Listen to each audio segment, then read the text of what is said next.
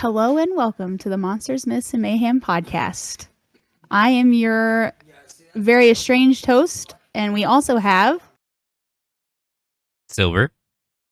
and our special guest, Bats. Wahahahaha. And who are you? Where did you come from?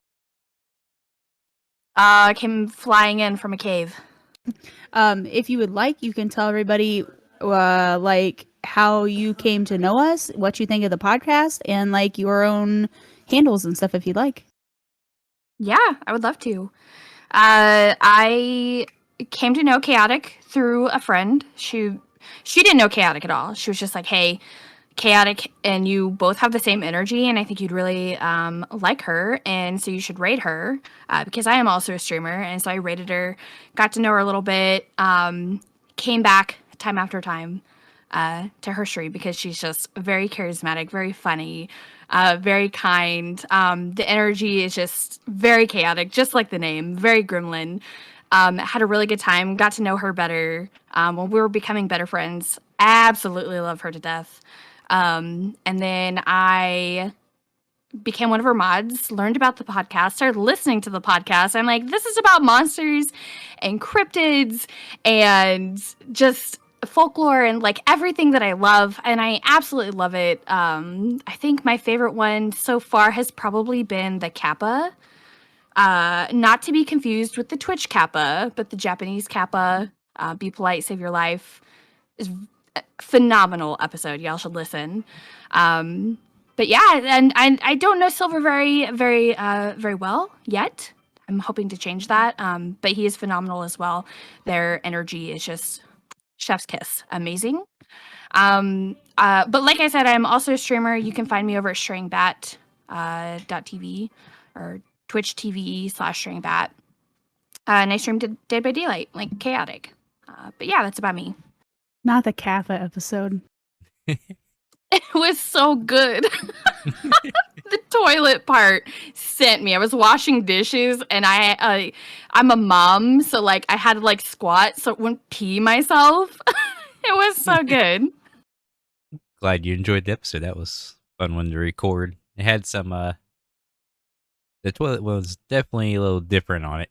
Or, Tell me that's not everybody's fear, though, to sit down and be sitting at peace, trying to pee or poop, and you're just like, something has attacked my ass. Anyways, that's not what this episode is about. This episode is about Ghostface from the Scream series. Bats, since you are our guest, is there anything you'd like to tell us, special factoids or any history or background? So I have a few trivia, like a few things. So before Ghostface was used, like the iconic Scream mask was used, he was used as a Father Death costume, and the director saw it and was like, that's it, that's the mask. And I think the person who funded it, I can't remember his name, was like, that mask is silly as fuck. Don't like it. Get it out of here. We're gonna try the beginning take with Casey Becker, that 12-minute long intro scene. He wanted to do that 7 different times with 7 different masks. And the director was like, fuck no, we're not doing that. We're gonna do this once. You're gonna watch it. You're gonna like it. And then that's how we ended up with this mask. And I love that. That is great. Yeah. that would have been a lot of takes with 7 different masks. And it's a long scene. Is it at the beginning of which of the Scream movies? It's at the beginning of the first Scream, and the entire scene, which I forget that you have not seen them. Yeah. The entire thing is him. He calls Casey Becker a couple times, and he plays the games. You know, what's your favorite scary movie? The famous line, and he does it a couple times where he calls her, and then he ends up chasing her, and he like tortures her boyfriend, and then he goes out and ends up killing her, and that's like our whole first kill scene, and it lasts forever. So on the mask factoid, I love that the mask itself matches Scream the painting. Yes, it was inspired by that painting. Yeah. I love it. That was one of my favorite paintings growing up. And then, of course, when I got older, I got into horror and I figured that out. And I was like, ooh. All right. So, just as a general basis for Ghostface and Scream the movie, a little bit about Scream itself. It was a 1996 horror film. It's directed by Wes Craven, was written by Kevin Williamson. It actually was kind of a revitalization into the slasher horror that like Michael Myers had gotten such a stronghold on in the 70s. And we hadn't really had anything like that till Scream in the 90s. And we had so many huge like teenage actors in it that were so big at the time, like Nev Campbell, Rose McGowan. We got my personal favorite, Steve Ulrich. We've got Matthew Lillard. Everybody loves Matthew. Drew Barrymore was not in it very long, but she was very great. David Arquette, Jamie Kennedy, Courtney Cox. There was a lot of amazing stars thrown into that movie. And they've obviously made a lot since then. There's a lot of streams that have been made since then. But one of my favorite things about Ghostface, and if you haven't seen the movie, it came out in 1996. There's going to be spoilers. Just, close your ears, watch the movie. Matthew, do something. Yeah, don't look at me. My favorite thing about Ghostface was like Michael Myers was made to be like this huge entity, this huge person that had like broken out, can't be killed. A lot like Jason Voorhees, he wasn't killable. He's not human. He was made into something else because they were like resurrected or these insane people. And Ghostface is just two teenagers killing their friends. Wait, Ghostface was two people? He is originally two people. He was Billy and Stu, which was Steve Ulrich and Matthew Lillard. And throughout the movie, you are made to believe that it could be anybody else, because it starts out Sidney Prescott's mom has been murdered a while back and nobody knows how. And now all these murders are happening again. And you come to find out that the man she's dating, Billy, is actually the son of one of the guys that her mom had cheated with. And it broke up his family. So he blames Sydney and her family. So he was dating her the whole time just to be able to kill her. Yeah, it was a toxic victimhood. Was like, if you don't know this about horror movies, most horror movies have leftist politics behind the theme. And so if you look at Scream, it's toxic victimhood and self-empowerment is kind of the theme behind it. But like Billy's father, like Chaotic said, cheated on his wife with Sydney's mom, but how is that in any way Sydney's fault? Right. Wasn't Sydney a victim in all of that too? Because she lost her mom. Her mom was making decisions against her dad. There was so much that Sydney was also going through. And obviously she didn't turn into a murderer. So Billy just took it and went to extremes with it because why not? And then Stu just did it because he was lit and insane. So he was just down with whatever Billy was doing. They're just hanging out, being friends. Friends who kill together. I don't know where I was going with that, but yeah. Bats, do you know the famous Ghostface rules? Yeah. It's kind of like what all horror movies have like followed before and followed after. It's like don't have sex. You need to be a virgin to survive. Don't go into don't ever be alone. And then there were like two others, right? Yeah. Don't have sex, don't drink, and never say, I'll be right back, hello, or who's there, because you will instantly be dead. I think one of the unique things that Scream did with that, because a huge thing, especially in like the Michael Myers and the Jason Voorhees movies, was that once you had sex, you were dead. Like, period. That was it. Like, the counselors were all they would have sex and then Jason would kill them. Like, that was a lot of the Friday the 13th movies. And in Scream, it's one of the first ones where she loses her virginity and almost gives her more empowerment to beat him in the end than it does hinder her. Yeah, it was very feminist of them to put that in there. Also, I think one of the very first horror movies to ever break the third wall. Like when Rose McGowan says, "Please, Mr. Ghostface, I want to be in the sequel." They knew they were making a sequel. They knew they were playing on that. They knew that they were doing it. And then they have their movie inside of their movie, because the Scream movies have the what is it called? Stab. They have the Stab series. Yeah, they have the Stab series within the series. So people are watching a replay of what's happening here as these Stab movies, and we're watching it as the people knowing that it's the Scream movies. Yeah, absolutely. I think one of the best things about horror movies is that, like, us as the viewers get to scream at the victims, and we're like, no, don't go in there. Don't be stupid. I would never do this. But I think the most important thing to remember, I read this somewhere and I can't remember who said it, but the most important thing to remember as a viewer is that the people in the movie don't know what genre they're in, so of course they're going to make the stupid mistakes. But with them adding the rules and Skeet talking about the rules, hey, don't do this, or you'll die. It's self-referential and it's satirical. Like it's still horrifying. It's still very scary as a horror movie, but it's also satirical and it makes it amazing. I agree for sure. Silver, got anything to say? Add? Yeah, I'm just taking in all information. I've not seen any of the Scream movies. Don't tell me you've not looked stuff up though. I haven't.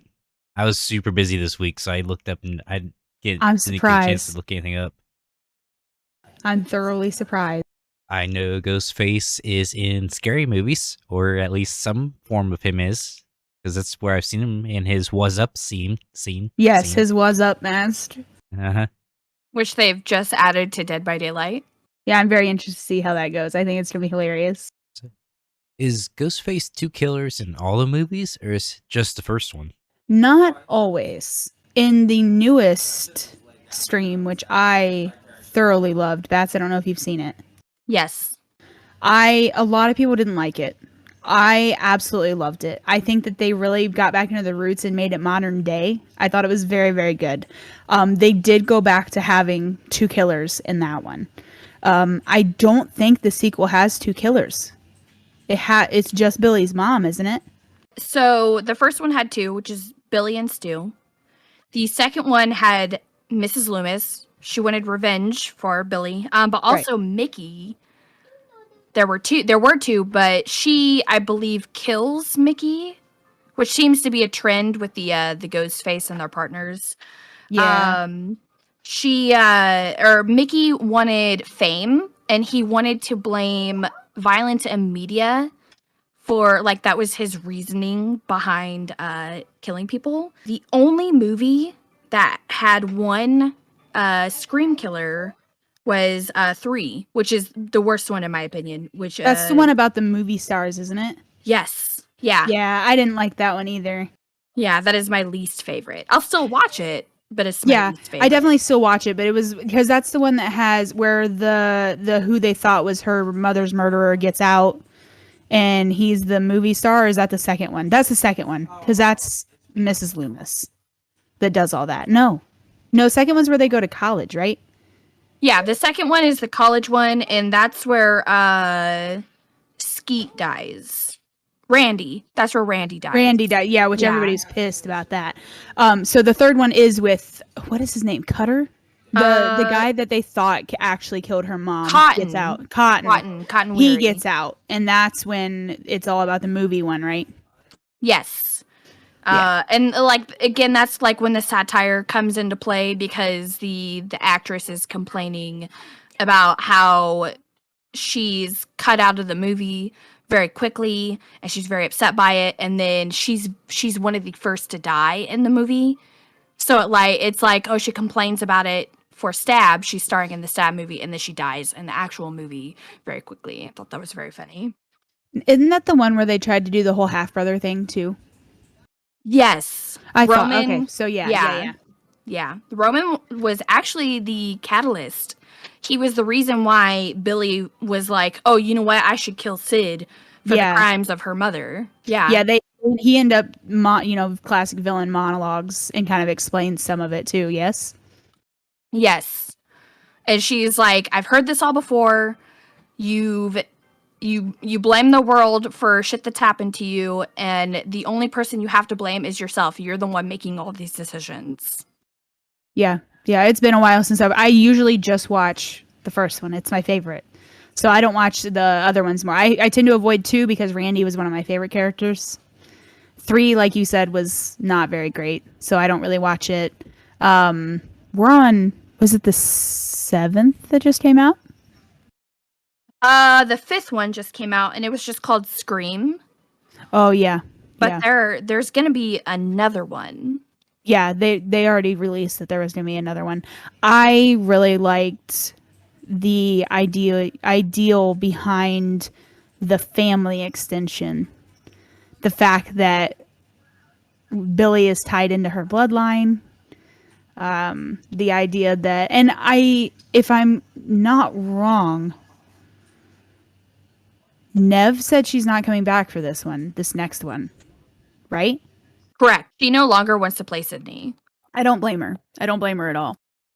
I thought it was really cool that in this last one they brought back some original characters just to tear our heart out. Yeah. Again, spoilers, but when the hospital scene. Oh my god, I legitimately I was sitting next to my husband and I was like, there's no way they let this happen.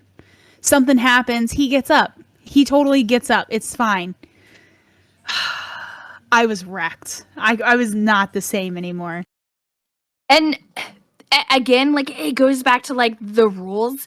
He knew the rules. He's known since the first one, and he broke the rule, and that's what got him killed. And I was like, you idiot.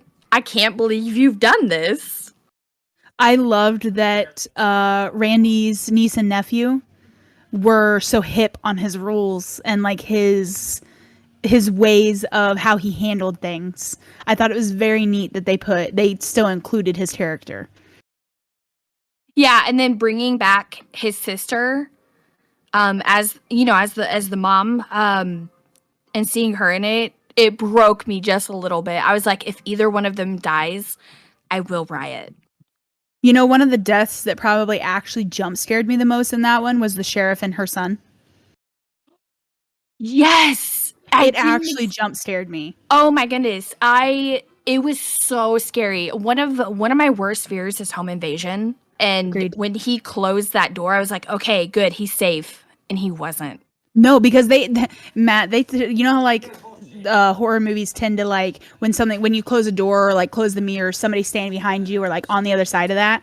When I tell you they did this with this kid with us for a solid 10 minutes of that movie, every time he shut something, the artistic angle of the camera made you just hyperventilate because you were like, oh my gosh, somebody's gonna be behind it. They did it for a full 10 minutes. He shut the shower door, he shut the mirror, he'd go downstairs, he'd shut the fridge, he'd shut a cabinet, he'd round a corner. You were like freaking out. Then he finally gets to this front door and he shuts it and he locks it and he's like, oh cool, you turn around, right? Like, I mean, it was one of the best. It was nothing. Yeah, like nothing times like 15. Then finally, like you're just like and then by the time you're done, you're like, you know what? I'm not even gonna worry about it anymore because I'm freaking out. Like this is terrible. I'm tired of it. Whatever. So then by the time he shuts the door, you're like, it's fine. He's fine. No, he is not. Well, they're just showing us nothing on purpose in order to, give us a quick heart attack. They're not going to actually do it. Oh yeah. And obviously, since this one is like part media, obviously we've like talked a little bit about Ghostface itself, and then we kind of shifted into media without meaning to. That's all right. I had a couple questions. Okay, so Ghostface. Does everybody that becomes Ghostface know of the previous Ghostface? Most of the time, they're connected. Is it the same costume? I think they've all been the same costume. I think they're usually connected. Usually, they know of each other. Even in the most recent one, there was historical bloodline connection and reasoning. And surprisingly, the bloodline connection is not Ghostface. It's the person living in one of the Ghostface's houses, which is crazy all on its own. So the Ghostface haunts the house? It's a kid that lives in the house of one of the old Ghostface. I don't think she's related to Stu, is she? She was just living there. Yeah, she was just living there. Yeah, so she was just living there. She's like a guru. She was like obsessed with the stories. So the fact that she was living there and the fact that she was just obsessed with it, I think she just wanted to do it and relive the old ways. So I think there is always a connection, and the as far as I'm aware, the costume has not changed. I mean, other than going from a 1990s to a 2000 something upgrade with just the way it looks a little bit cleaner and stuff. But I kind of meant like, do the Scream killers get caught? Does Ghostface get caught and like go to jail, or does he die, or is that same costume from the first two guys the same costume that they're using in the most times Scream they die. universe? Most times the ghost faces are dying. Okay. It's not this. I think they're buying new costumes. It's not like getting passed down or anything like that. Okay, so it's like a universal costume they're being able to grab. It's not like a homemade. And I'm glad you brought that up because in the first movie, there's a big ordeal because it's so easily accessible at the Halloween stores because it's a brand new costume that they came out with that year. So everybody's buying it. And then when they find out about the killer, everybody continues to buy it.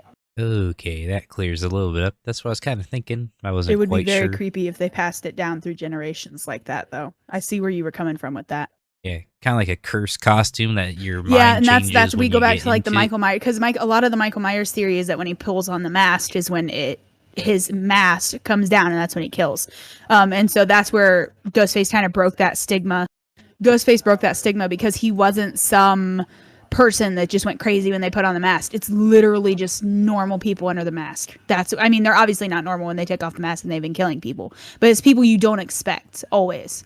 It's always the most normal looking of people that just tend to snap. Yeah, even with these new ones, I had a hard time deciphering who was going to be who.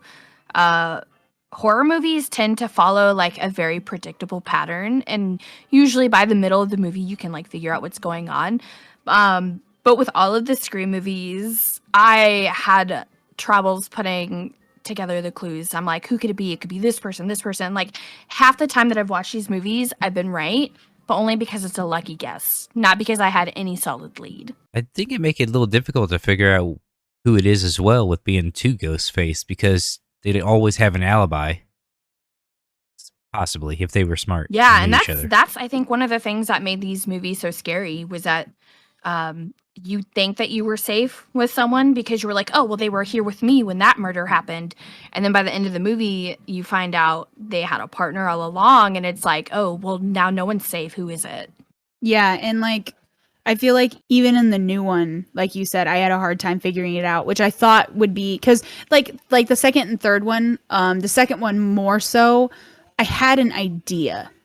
I was like, there's a reason. Like it was like a Loomis targeting kind of thing. So I had like an idea generally.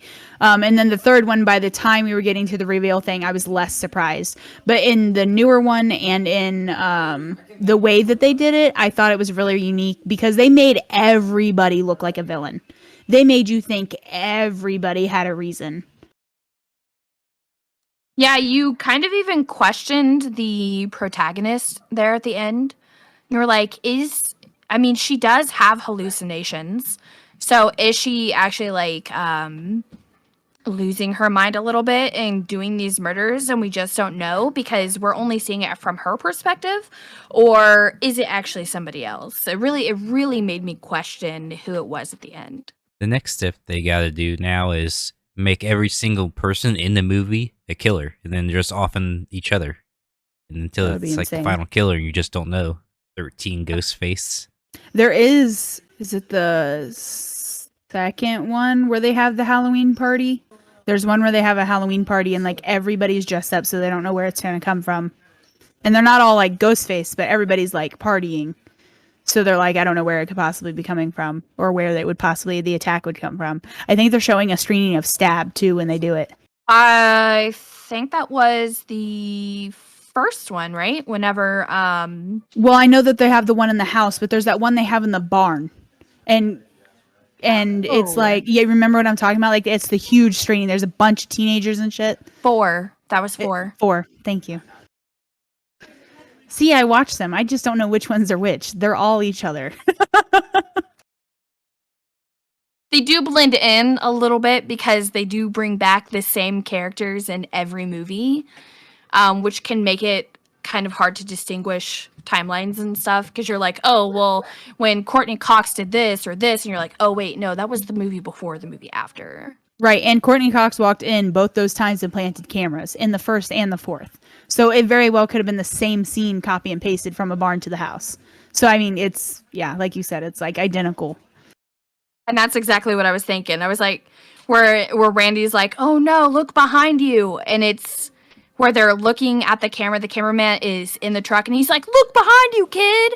And I'm like, is that the party Chaotic is talking about? Yeah, and then he turns around and he's like, oh my God, the camera's on a delay. Yeah. Yeah, that the first one was probably the best setup for that, especially with Stu being like, "I'll be back," and then he like walks away, and of course it's like, oh, but he is the killer later on, so it makes that scene so much cooler. But no, the barn one specifically is what I was talking about because it was so hard for them to differ where it would be coming from because there was so many people there for Halloween, and with Matt saying that it would be cool to see like 13 Ghostface, could you imagine a Halloween party of Ghostface while that's going on?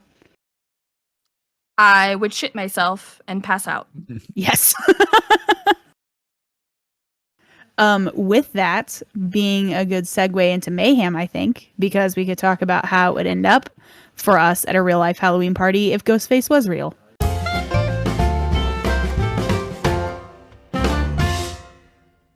All right. Would you survive a ghost face attack? Yes or no? And why? In my own home, probably. In someone else's home, probably not. Oh, what was the last rule again? Don't say hello. Don't answer the phone. Like, don't be like hello, and don't say I'll be back or I'll be right back. Do you answer your phone to unknown numbers? First of all, I need you to answer that. I do sometimes, but I don't say hello. What do you say? I say, "This is Mort's mortuary. You stab him, we slap him." I don't think Ghostface would know what to say back to you. Okay. Nah, not at all. He'd be like, wrong number. Wrong number. What about you, Bats? Would you survive a Ghostface attack? I break every rule except for answering the phone because I don't even answer the phone to people I do know. So yes, I would definitely die. I'd probably be the person in the middle of the movie dying. I on a general day-to-day basis do not break any of the rules.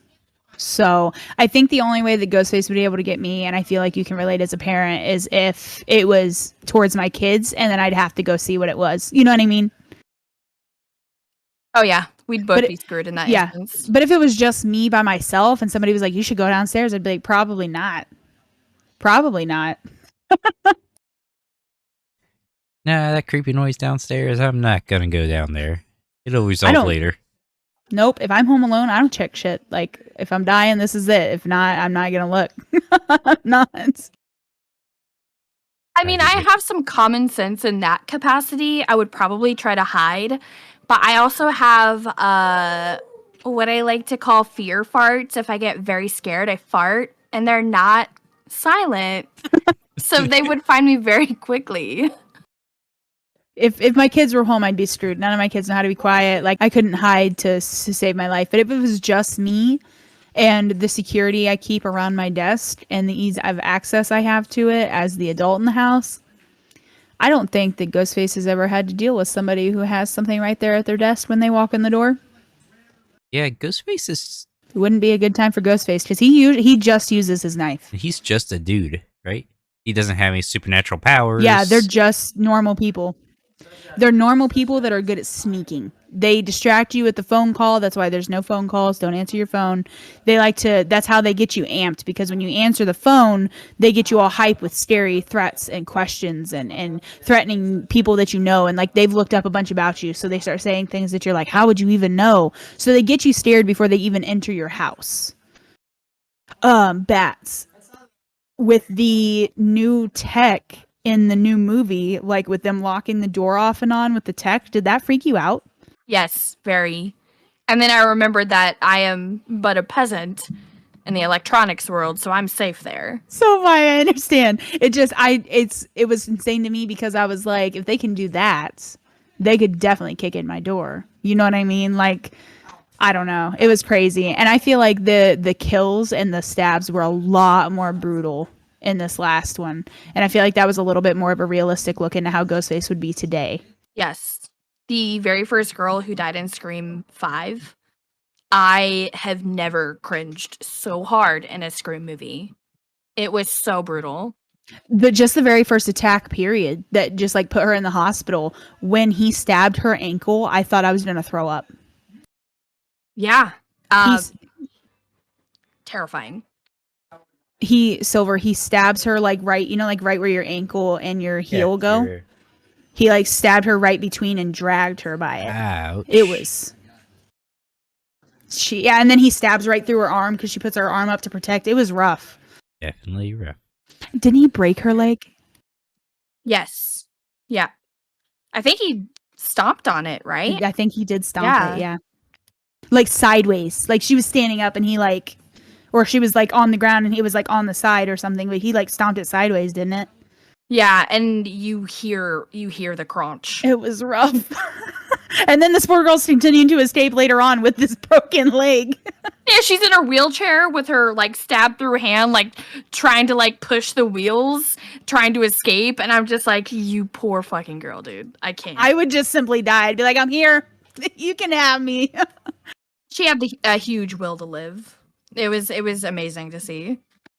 I know you guys kind of mentioned the tech a little bit in the first one, but did he call with a cell phone? Did he call people's cell phones? How did the caller ID not pick that up? Or is it landlines? He still called landlines, didn't he? Yeah, and the first one it was landlines. It wasn't it landlines in the newest one? Didn't he call her home phone landline? Oh, you know what? I think so. But it was a digital. I had a digital. Right, but they had Sure. it like the star 69 restricted, didn't they?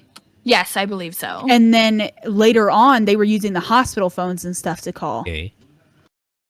Yeah, which is hard to like pinpoint where it's coming from. Technically, you might be okay if you don't have a landline then. Oh no, he called cell phones too. I believe he called Randy on his cell phone in the second one, and then he died outside Yes. in view of everyone. I was pissed. Randy deserved a cooler death. He did. He didn't deserve death at all, but if he deserved a death, it should have been way cooler. How do you think he would stack up against some of our previous topics we've talked about? Ghostface himself? Yeah, Ghostface versus, let's say, the Kappa. Oh, he would die. I guess the Kappa, he Yeah. would die. Yeah, I don't know, because most of the things we talk about are they're mostly magical. Yeah. It's not really a human that we're talking about. So like on the mayhem scale, I think just on general basis of it possibly being your best friend that's killing you, in that sense, he would be like mid-grade. But he's not like, he's no Cthulhu level. Yeah. And he's no Kappa. No Kappa. You have the sumo wrestling. Can you imagine Ghostface sumo wrestling a Kappa? Ghostface No. would instantly lose. Yeah, instantly. Most of these ghost faces have been teenagers. So yeah, it's an instant loss. I'm trying to think of any that he might be able to stand a chance against. I mean, I think ones like our ice queens that like to kill people, like Ghostface isn't going to be interested in that. He's got no interest. So, like he would never have interactions with them, let alone surviving against them. You know what I mean? So stuff like that would just be hit or miss, I guess. But this is like our first human monster. And I just think it's interesting to see kind of how that sums up against all of our crazy monsters. I will say that I do think that Ghostface, out of all the ones that y'all have talked about, is probably far scarier than any of those besides Cthulhu, because he's like a whole other monster. Only because of the anonymity of him, and because it could be your best friend, it could be your lover, it could be anyone. You have no idea where he's coming from. That's terrifying. And the fact that it could happen. Like, obviously, there's a lot of us believe out there that, like, things like Cthulhu and stuff are real. Bigfoot, Mothman. There's a lot of us that still believe in a lot of that stuff. However, Ghostface, a friend killing you, somebody you thought you knew killing you, a home invader is much more common in today's day and age than we would ever like to admit. So it makes him much scarier on that level. Especially if they try and get close to you first and everything like that, earn your trust, and then end up killing you. It's a lot more scarier in general compared to some of even the people that do believe in some of these monsters still kind of see them, from what I've talked to people, that they're kind of, less likely chance to run into them. Run into a Bigfoot in the middle of the woods. He's out there. It's not a very high chance of finding him. Yeah, I mean, like, even, like, Anubis, you would have to die to face him. Before you die, you'd have to face Ghostface. And Doppelganger, they don't really kill or attack. They're just visions of you. So Yeah, it's terrifying in that sense. It's terrifying to think of him that way. is his knife always a kitchen knife? It's not a kitchen knife. It's like a... I don't even know how I would describe that. Like a hunting knife? Yeah, it's like an 8-inch Bowie knife or something like that. I was thinking it was like one of those really long, like chef knives. That's Mike Myers.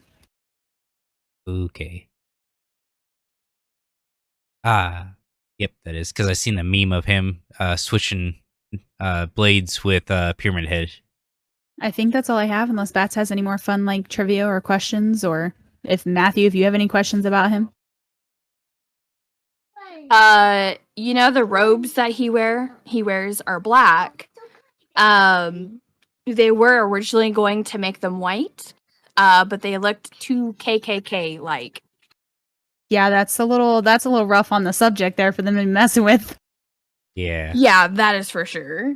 Yeah, there's a lot with Scream. I really feel like it revived the slasher genre. Of course, that's just my opinion of it, but I'm really glad to see them making a return. I just kind of thought of something, kind of going back to the media section. What else is Ghostface in besides Scream? The scary movies, DVD. He was in a parody movie called Shriek, If You Know What I Did, last Friday the 13th.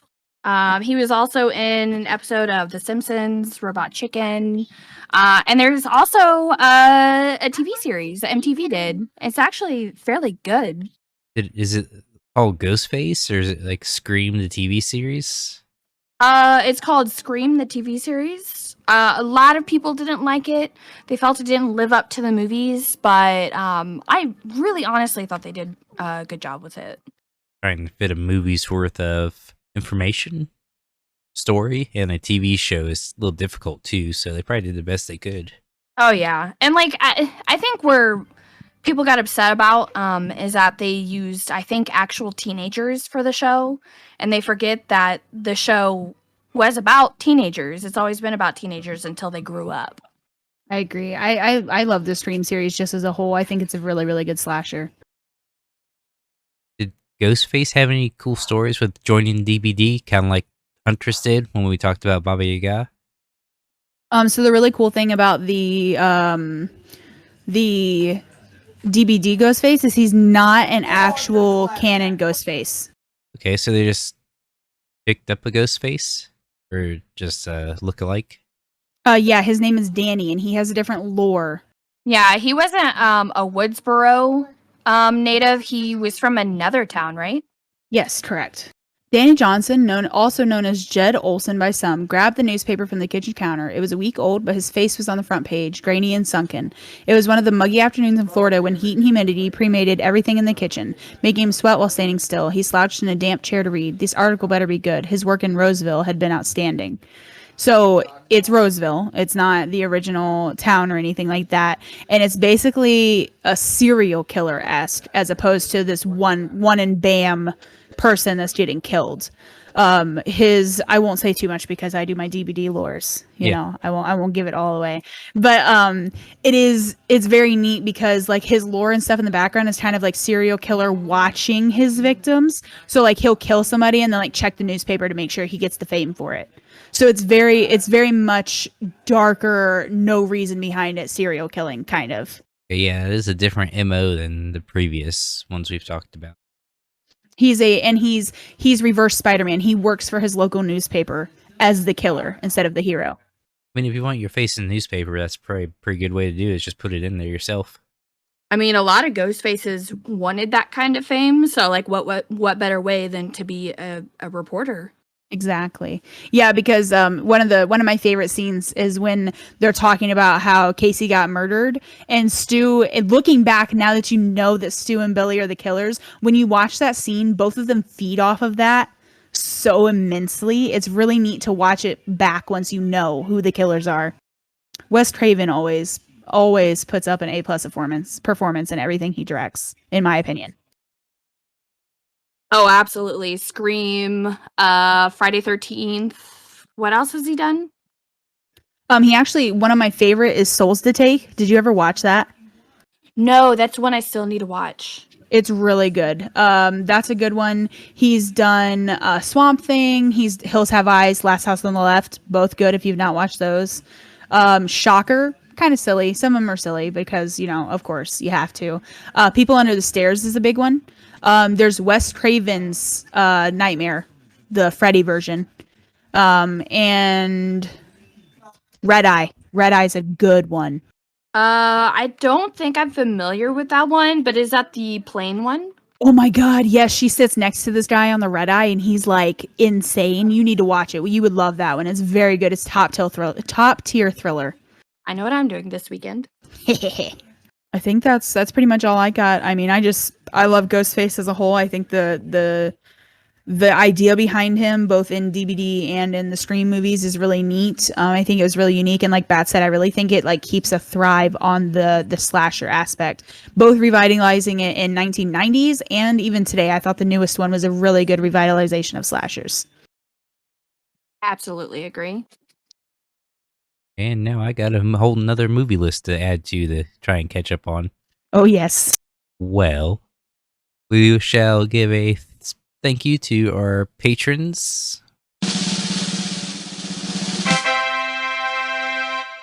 They're still the same, or Mondi, Thor, and Ruby. And another big special thank you to our guest this episode.